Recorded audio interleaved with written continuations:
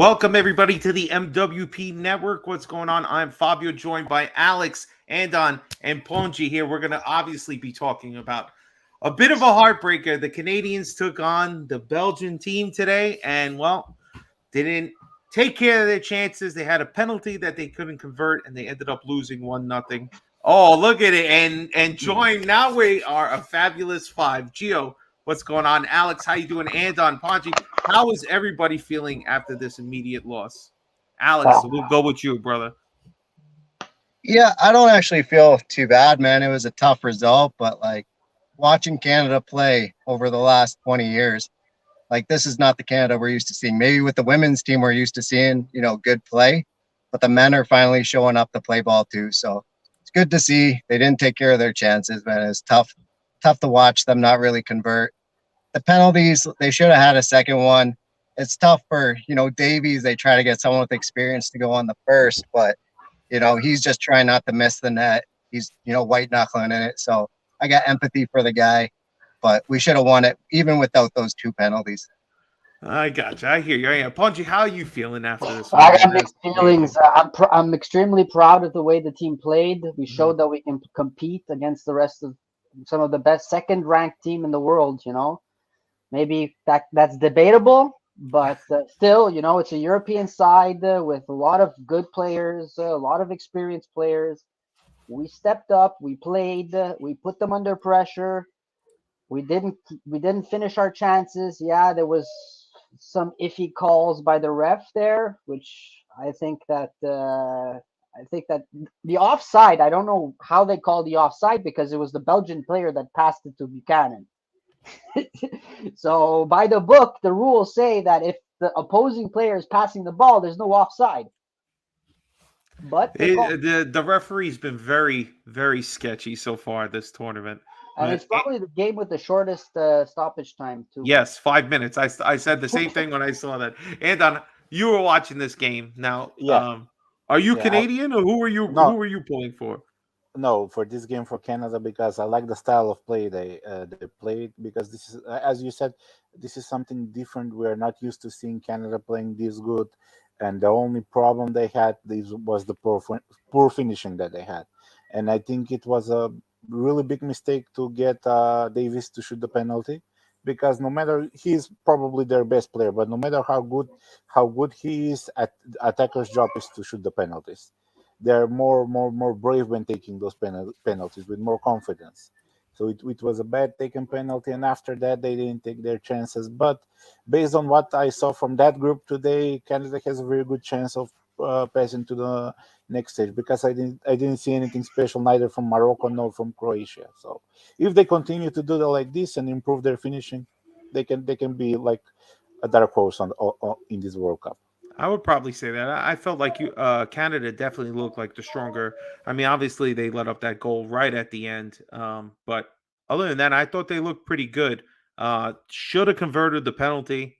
Very surprised that Davies, but Courtois is a good goalkeeper. He made the play. Gio, what were your opinions if you're there? Are you there, G?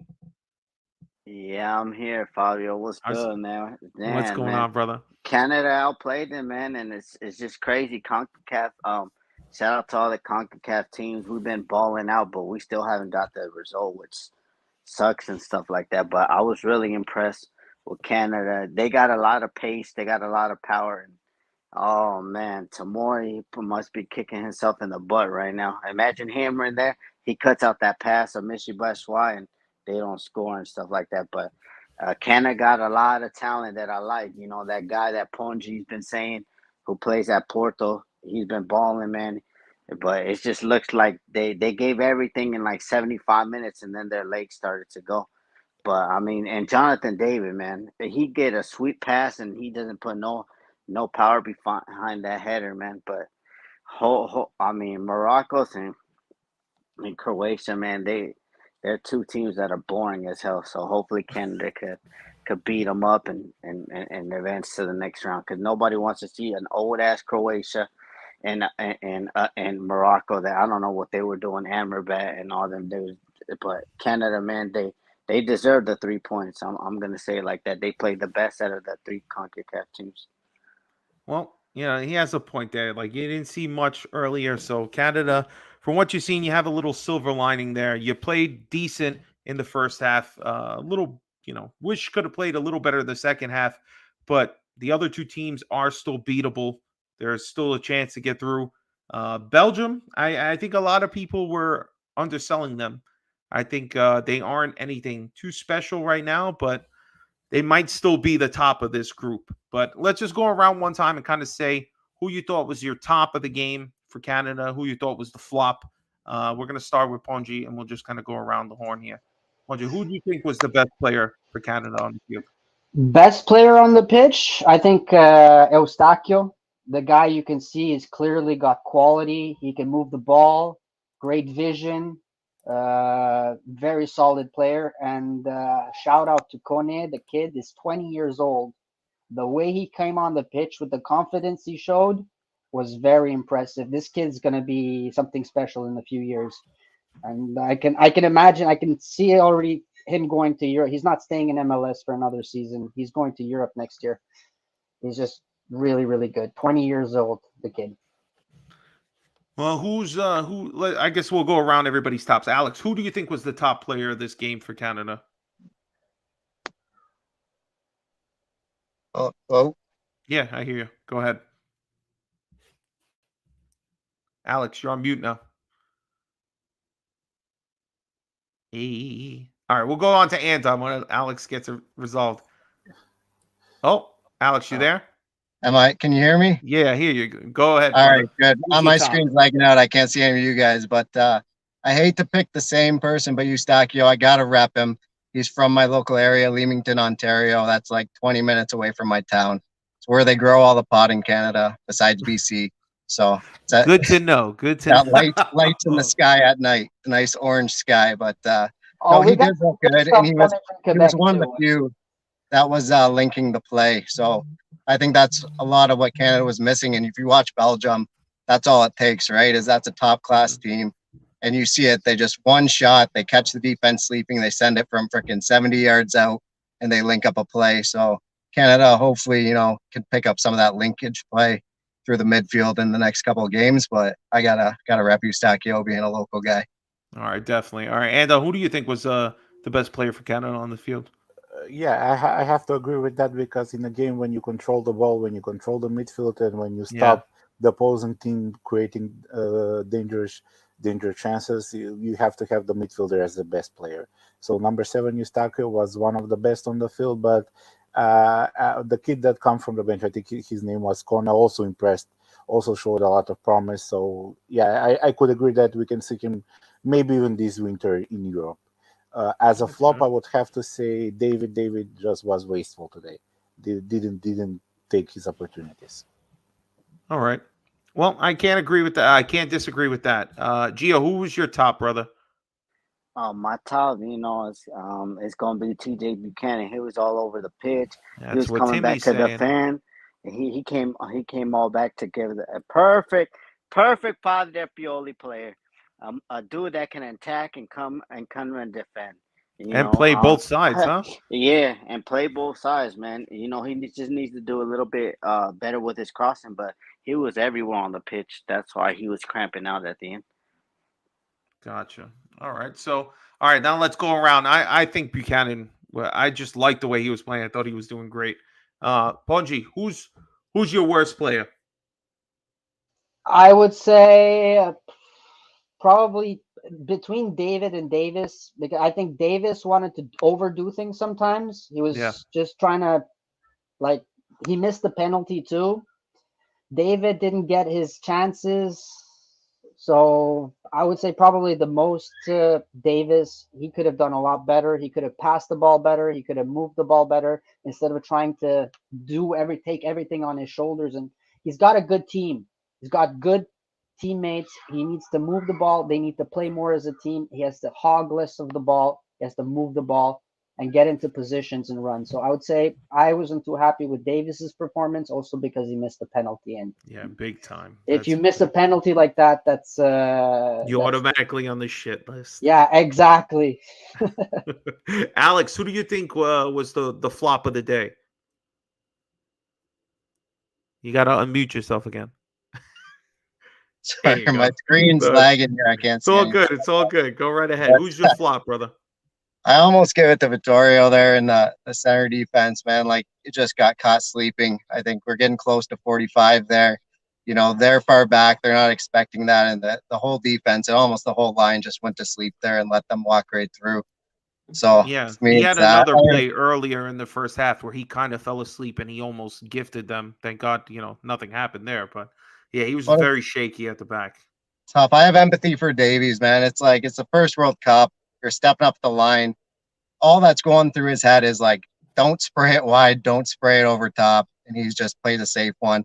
And I don't know, but to me, like watching freaking Courtois there all game, he looked like he was freaking 9 feet tall. He like would just barely hop and seem like he was catching balls in the corner. I don't know. That guy just looked huge today.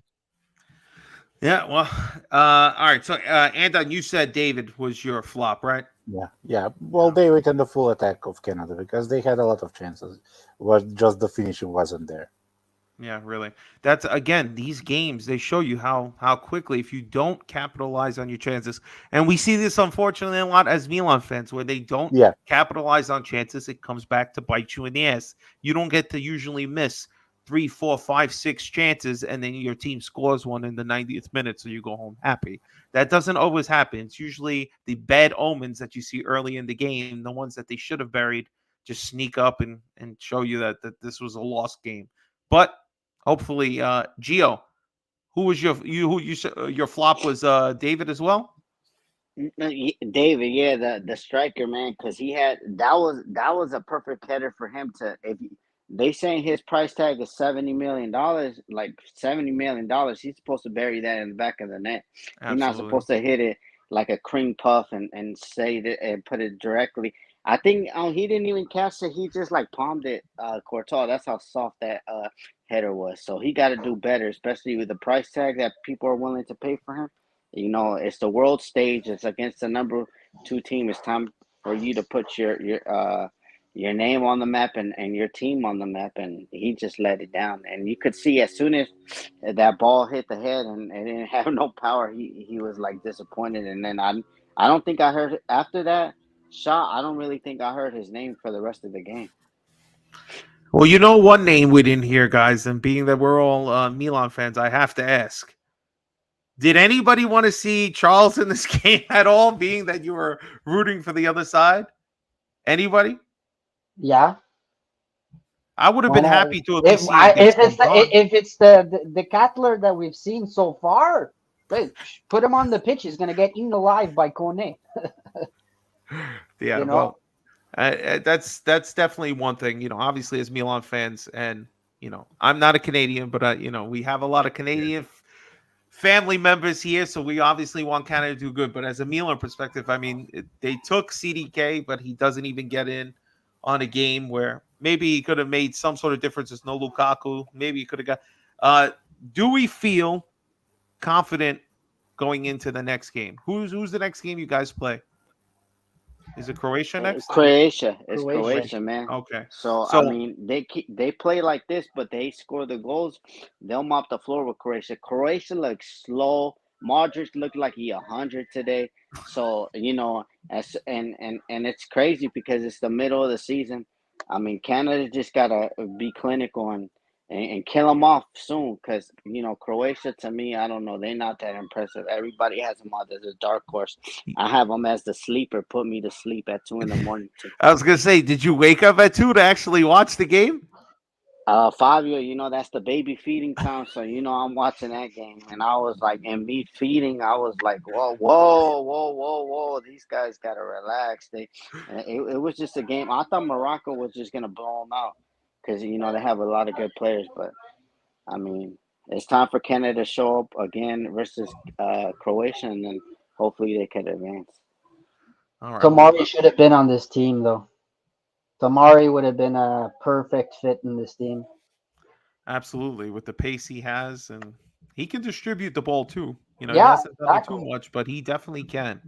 But Ponji, how you feel about the game against Croatia coming up? But look, if we play like we know how to play this, look, we're a very physical team, very strong, very athletic. They have very good feet too. They know how to play. If they can put everything together, and really, I mean, I don't see we shouldn't be scared of no one. Respect for everyone, fear no one. So I think that we can do well in the next few games, but I do think that it's very difficult for us to get through with a loss on the first game. It's not easy. Uh, But it's yeah, not impossible it's because not nobody won impossible. in the first game. I So mean, what, Spain lost their first game and they won the World Cup, I believe. Argentina did the same once, so they lost their first game. I mean, it's been done in the history. Like teams have lost their first game and gone further, and actually yeah, won the cup. But for our reality, I mean, we're a very young team. And I would say maybe for the next game, I would like them to play a little bit, maybe a two-man D, like two-man center backs with the two left back and right back, and maybe a three-man midfield. Get some more muscle in that midfield. Hutchinson, I love the guy and everything, but his age is catching up to him. He hasn't played in a while. I would play this. I would play Kone to like get Coney on the pitch and let him play. You saw today his just confidence, the way he touched when he passes that ball, he flings that ball. The ball flies, it moves fast. You see he has the power, the physical presence. He's going to be one to watch in the future. Looking good for 2026. let's not throw in the towel on 2022 yet. No, We'll not see what throwing the happens on towel, the but next game. young team, man. This is a very young team. I mean, look at our players, except for a few and like Hoylett, Hutchinson, Victoria. Yeah. All the other guys and Borjan, all the other guys, they're all under 25. So no, So definitely a lot to look forward to. Definitely. Andon. So if Canada's looking at this game, looking at Croatia coming up, how do you feel? Do you feel confident that if they at least take somewhat the same approach that they did today, they should hopefully be able to squeeze out a win, or you think Croatia is better than what you saw today? Listen, Croatia is better than what we saw today because today they played terrible. I don't think they're gonna play the two games in a row that's terrible. But where Canada has the advantage is the athleticism they have and the speed that they have. If they can utilize that on the pitch and take their opportunities, I think they have very good chances of winning the game. But if they allow, like today, to miss all those chances and allow Croatia space, because Croatia is a lot more experienced team and a lot more technical team, and they have world class players. Even Modric, if you play today, Modric is that kind of a player. With one pass, he can Yeah. provide a He perfect can assist, change the and they can game, punish them. definitely. So they just have to they have to start strong, and they have to try to find a goal in the first 20 minutes. If they manage to do that, I think Canada should win that. But again, Ah, depends on them. all right, all right. Yeah, it depends. Of course, if Canada converts their chances, this game is different. Their outcome is different. But Alex, now that we know 3 points lost here, gonna face a Croatian team, you have to get the 3 points. If you don't get the 3 points, it's basically sayonara for the rest of the tournament. So, do you feel confident going in against Croatia on the next game? I don't feel as confident as against the Belgian game. My worry now is that like Canada's settled in. They did play a rough game today. They were pushing them around, really kind of winding Belgium up. But like a good team like Croatia might just, make you eat that. They'll, take dives. They'll fall over. They'll pull yellows into the team. Like I think Croatia can really kind of, I don't know, kind of goad Canada into some bad mistakes just by watching them play today and knowing how they're going to play the game. Um, do I think Canada will run more than Croatia? Yeah, I think they'll kind of get more chances, but all it takes is that one chance the other way. And with Modric in the middle, like you never know, he might just float one in too. But I don't know, it's an inexperienced team. It's hard to have any kind of book on what this team will do. So I want to be positive the whole way. I want to say points coming through, but like I just don't know how to call it. I don't know how to. I don't know. I have words for it right now. No, no. I hear it. You watch a loss in a way that you could have at least drawn a point out of it. There's so many opportunities you couldn't convert, but according to Gio, Croatia is trash. Okay, so if you need positivity, just look to Gio because he's going to tell you what he saw this morning is going to put you to sleep. And this Canada, the way they performed, they should get you the 3 points. the next Rebic game. is sitting by the phone right now, just waiting for a call. Don't worry. Rebic just needs to make sure he's getting healthy like the rest of the Milan players, because that's all we care about is get home healthy. Or if you're on vacation, take it easy. If you're at training, take it easy. Just stay healthy. Let's get everybody over to January. Gio's hidden comments. Who ranked Belgium's team on the dashboard? Because Roberto Martinez, the Belgian defense were all useless. Well, listen, Courtois has their best ranking, and it's obviously for the penalty save. Gio, any last comments before we wrap this up about the game coming up? Nah, just pure positivity from my Canadians. Alex, pick yourself up, man. That See, I Croatia told you, team that I Gio seen, got you. that Croatia team that I seen today is horrible. Brozo bitch, he looked horrible. Mozo bitch, he looked trash. And come on, man, they can't keep up with those legs, man. Those you guys got strong legs. Y'all powerful. Y'all just need to put the ball in the back of the net. If you do that, you'll outrun them, and they won't know what to hit them. They're slow, man. They still got Kramaric. I don't even know where the hell Kramaric plays. Man, they ain't got nobody but to me, Modric. Brozo, he ain't been playing good at Inter, so just outrun them and just be clinical, and I think Canada will do good. Y'all perform like miles ahead of Mexico and the United States. So, and you're doing that against the number 2 ranked team. USA did that against Wales, and Mexico did that against Poland. They're probably like number 40 and number 41. So y'all should be proud. Keep your head up, and hopefully the game is not at 2 a.m. so they don't put you to sleep. No, I'm not sure exactly what time the next game is. I have it on my wall, and I'll look in a second. But does anybody know what time the next Canada game is? Let's check it out. I'll tell you in a hot second. 11 o'clock, baby. 11 o'clock. So that's 8 o'clock for Gio. Perfect time, G. So, all right, let's stop sharing that. All right, guys. Look, everything doesn't look terrible. Canada looked pretty decent. Unfortunately, they just didn't complete their chances. And Alphonso Davies missed a penalty that, man, he's probably going to be dreaming about it Fabio, later. Yes, G. can we talk about how horrible that red was? Onana on Belgium's team should have got a red card like 5 times in that game.